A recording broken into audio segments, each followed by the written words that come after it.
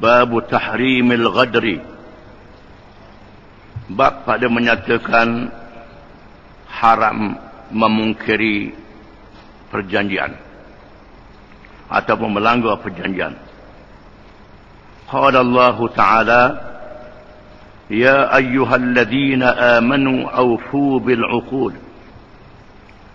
Firman Allah Ta'ala, wahai orang-orang yang beriman, tunailah kamu akan ikatan-ikatan perjanjian yang kamu lakukan. Sama ada perjanjian kita dengan Allah Ta'ala ataupun perjanjian kita dengan sesama manusia. Termasuklah perjanjian kita dengan orang kafir. Hendaklah kita tunaikan perjanjian. Haram mengkhianati perjanjian. Ayat ini ialah ayat yang pertama daripada suratul Maidah. Ya ayyuhalladzina amanu awfu bil 'uqud. Wahai orang-orang yang beriman, tunailah kamu akan ikatan-ikatan janji kamu. Dalam surah Al-Maidah ini banyak hukum-hukum. Di antaranya ialah hukum hudud. Hukum hudud yang wajib ditunaikan oleh kerajaan yang memerintah. Dan orang Islam wajib beriman kepadanya. Bukan sahaja perkara ibadat, termasuklah hukum hudud yang disebut dalam surah ini. As-sadiq was-sadiqatu faqta'u aydiyahuma jazaa'an bima kasaba nakalan min Allah. Pencuri lelaki, pencuri perempuan, hendaklah dipotong tangannya, hukuman cegahan daripada Allah. Dalam surah ini juga yang berkait dengan hukum hudud hirabah, merampok dan menyamun. Innam ajaza'ul ladina yuharibuna Allah wa rasulahu wa yas'auna fil ardi fasada an yuqattalu aw yusallabu aw tuqatta'a aydihim wa arjuluhum min khilaf aw yunfa min al-ard. Sesungguhnya balasan ke atas orang-orang yang melakukan hirabah, yang memerangi sempadan Allah dan Rasulnya, yang melakukan merampok dan menyamun, mengambil harta dengan cara paksa. Itu makna hirabah. Mencuri ambil harta secara tuang dia tak tahu, tuang dia tak sedar. Merampok, ambil terang-terang depan mata dia, acu senjata pada dia. Ini hirabah. Maka hukumannya ialah an yuqattalu, hendaklah dibunuh. Au yusallabu, ataupun disalib. Au qat'a'a aydihim wa arjuluhum min khilaf, ataupun dipotong tangan dan kaki bersilang. Tangan kanan, kaki kiri. Tangan kiri, kaki kanan. Au yunfa min al-ard, ataupun dibuang daerah. Mengikut sejauh mana tahap dan qada kesalahan merampok yang dilakukan. Sekiranya dia merampok dan membunuh, melakukan pembunuhan, harta tak ambil, bunuh dia. Merampok dan ambil harta, bunuh dan salib dia. Salib dan bunuh. Ataupun dia ambil harta, mangsanya tak dibunuh, dipotong tangan dan kaki secara bersilang. Au yunfa min al-ard, ataupun dibuang daerah. Dia melakukan rampakan, tak berjaya, hendaklah ditangkap. Setelah ditangkap, dibuang daerah. Hukum ini disebut dalam Al-Quranul Karim, dalam suratul Maidah. Permulaan surah ini, ya ayyuhalladzina amanu awfu bil 'uqud. Mula-mula surah ini, buka Quran. Wahai orang-orang yang beriman, tunailah kamu akan ikatan-ikatan janji-janji kamu. Di antaranya ialah janji asyhadu an la ilaha illallah wa asyhadu anna Muhammadar Rasulullah.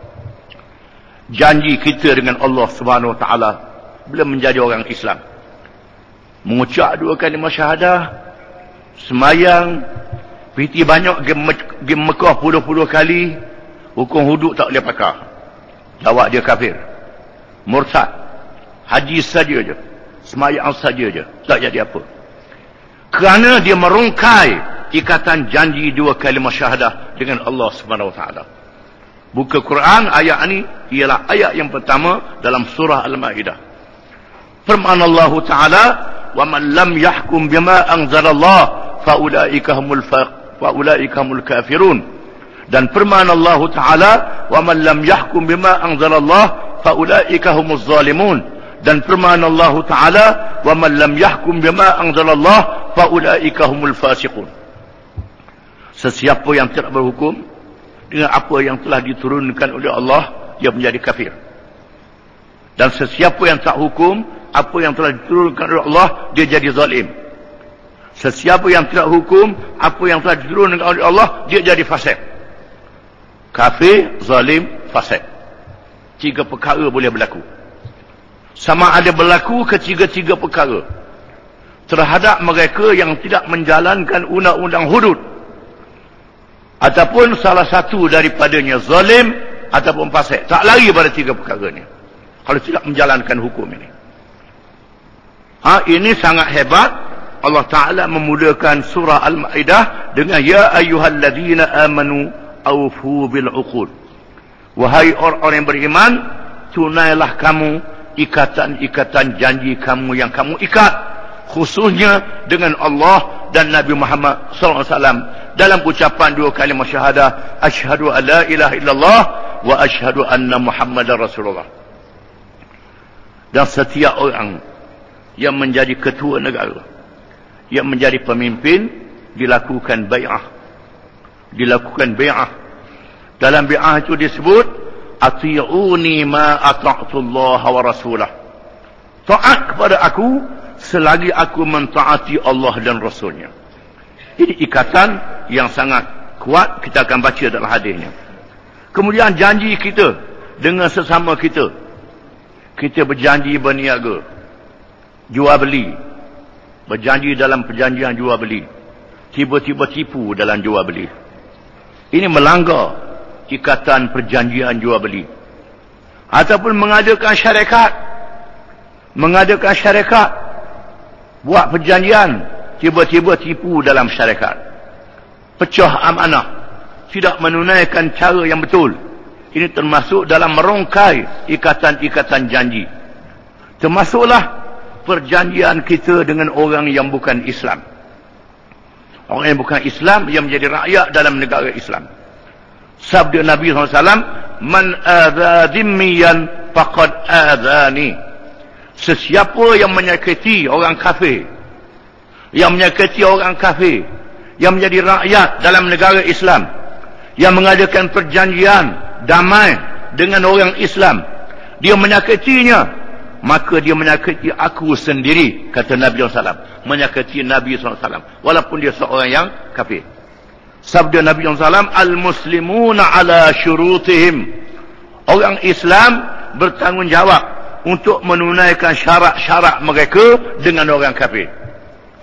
Berhutang orang kafir tak apa, tak bayar. Sebab dia kata, kita kata, bukan Tuhan kata. Nabi kita Muhammad sallallahu alaihi wasallam ketika nak melakukan hijrah dari Mekah ke Madinah, dalam keadaan yang darurat, dalam keadaan nak dibunuh oleh orang kafir. Bila Nabi SAW nak berhijrah ke Madinah, Nabi menugaskan menantunya Sayyidina Ali karramallahu wajhah duduk di Mekah, jangan berhijrah lagi, untuk menghantar balik, memulang balik barang-barang yang diamanahkan oleh orang kafir kepada Nabi SAW. Walaupun dalam keadaan yang bermusuh, kita menunaikan perjanjian kita dengan orang kafir. Ketika melakukan perjanjian Hudaibiyah yang terkenal di antara Nabi SAW dengan orang-orang musyrikin Mekah, yang berlaku ialah orang kafir yang melanggar perjanjian, bukan Nabi SAW yang melanggar perjanjian. Orang kafir yang melanggar perjanjian, bukan kita yang melanggar perjanjian. Memang dalam sejarah Islam berlaku setiap perjanjian Nabi dengan orang kafir, sama ada di Mekah, sama ada di Madinah, perjanjian dengan orang musyrikin, perjanjian dengan orang Yahudi, mereka lah yang melanggar perjanjian, bukan orang Islam yang melanggar perjanjian. Apabila mereka menembuskan kubu Islam, benteng Islam, mengizinkan orang kafir untuk masuk ke Madinah, walaupun tidak sempat nak masuk. Ketika berlakunya peperangan Ahzab, dengan sebab orang-orang Yahudi, Bani Quraidah, Bani Nadir, Bani Qainuqa, dan orang-orang Yahudi yang lain yang telah mengadakan perjanjian dalam Mitsaqul Madinah, perjanjian Madinah. Mereka dibenarkan duduk di Madinah bersama dengan Nabi SAW, menjadi rakyat dalam kerajaan Islam. Tiba-tiba mereka melanggar perjanjian, lalu mereka dihukum. Sama ada dihukum halal keluar daripada Madinah, ataupun dipilih lelaki yang baligh dipancung leher mereka kerana melanggar perjanjian itu. Itu terpulang kepada pemerintah Islam, menunjukkan bahawa orang kafir yang melanggar perjanjian, bukan orang Islam yang melanggar perjanjian. Kalau kita orang Islam melanggar perjanjian, kita orang Islam tak ikut perjanjian. Hendaklah tunai perjanjian walaupun orang kafir. Itu dosa kita dengan Tuhan. Dia kafir itu bab lain. Kita mesti menunjukkan kesetiaan kita, adab kita, perangai kita yang diajar oleh Islam. Inilah yang menyebabkan orang kafir masuk Islam. Orang kafir masuk Islam. Apa yang berlaku hari ini, orang Islam pula ikut perangai kafir. Orang kafir pula ikut perangai Islam. Dia tak masuk Islam, tak boleh pahala. Jadi balik. Bila orang Islam jadi kontraktor buat masjid, tipu kayu, tipu seming, tipu pasir, runtuh masjid. Orang kafir buat masjid, takut Tuhan walaupun dia syirik. Jadi terbalik hari ini, balik, dunia jadi terbalik. Mengaku Islam, nak untung banyak, buat masjid tipu. Buat masjid tipu, bawa jamaah haji pun tipu juga. Bawa jamaah haji, tipu, dia ke Mekah, tipu juga. Ini termasuk uqud yang mesti ditunaikan perjanjian, yang kita kena faham. Wa qala Allah Ta'ala, wa awfu bil ahdi, innal ahda kana mas'ula. Dan tunailah kamu dengan perjanjian yang dibuat. Sesungguhnya perjanjian itu adalah ia dipersoalkan oleh Allah pada hari kiamat kelak. Di antara perjanjian itu ialah hukum-hukum taklifi yang berkait dengan perintah Allah kepada kita. Hukum ibadat, sembahyang 5 waktu, puasa bulan Ramadan, menunaikan zakat, kalau ada harta pergi ke Mekah. Itu termasuk dalam perjanjian kita dengan Tuhan yang mesti kita tunaikan. Termasuklah perjanjian kita dengan sesama manusia. Semuanya akan disoal pada hari kiamat kelak. Ada pun hadis yang pertama, wa an Abdullah bin Amr bin al-As radhiyallahu anhuma anna Rasulullah sallallahu alaihi wasallam qala arba'un man kunna fihi kana munafiqan khalisan wa man kanat fihi khaslatun minhunna kanat fihi khaslatun minan nifaq hatta yad'aha idza tumina khana wa idza haddatha kadhaba wa idza ahada ghadara wa idza khasama fajara. Muttafaqun alaih. Dan daripada Abdullah bin Amr bin al-As radhiyallahu anhuma bahawa Rasulullah sallallahu alaihi wasallam telah bersabda, 4 perkara sesiapa yang ada padanya 4 sifat ini adalah yang munafik dengan sebenarnya, dan sesiapa yang ada satu daripadanya adalah ia satu sifat daripada sifat-sifat munafik, sehingga dia meninggalkannya. Apabila diberi amanah dia khianat, apabila dia bercakap dia bohong, apabila berjanji dia mungkir, apabila dia bertengkar dia jahat. Hadis riwayat Bukhari dan Muslim. Yang meriwayatkan hadis ini Abdullah bin Amr bin al-As radhiyallahu anhuma, termasuk di kalangan fuqaha'us sahabah, ulama-ulama sahabat. Abdullah bin Umar bin al-Khattab, Abdullah bin Amr bin al-As, Abdullah bin Mas'ud. Ini ialah sahabat Nabi yang dikenali dengan Abadilah. Orang bernama Abdullah di kalangan sahabat Nabi. Abdullah bin Az-Zubair radhiyallahu anhum. Mereka adalah pemimpin-pemimpin sahabat dan ulama sahabat. Abdullah sahabat, ayah dia Ammar bin Auf sahabat juga. Ayah dia menjadi gubernur Mesir sehingga zaman Sayyidina Umar bin Al-Khattab radhiyallahu anhu, zaman Sayyidina Utsman jadi gubernur di negeri Mesir. Abdullah bin Ammar meninggal dunia di Mesir, kubur dia di Mesir, mati di Mesir. Dia ni adalah sahabat Nabi yang alim, yang warak, yang kuat ibadatnya, yang zahid, yang bersifat dengan zuhud. Dia meriwayatkan hadis ini bahawa dia pernah mendengar Nabi SAW bersabda, barang siapa yang ada 4 sifat, itu 4 sifat munafik.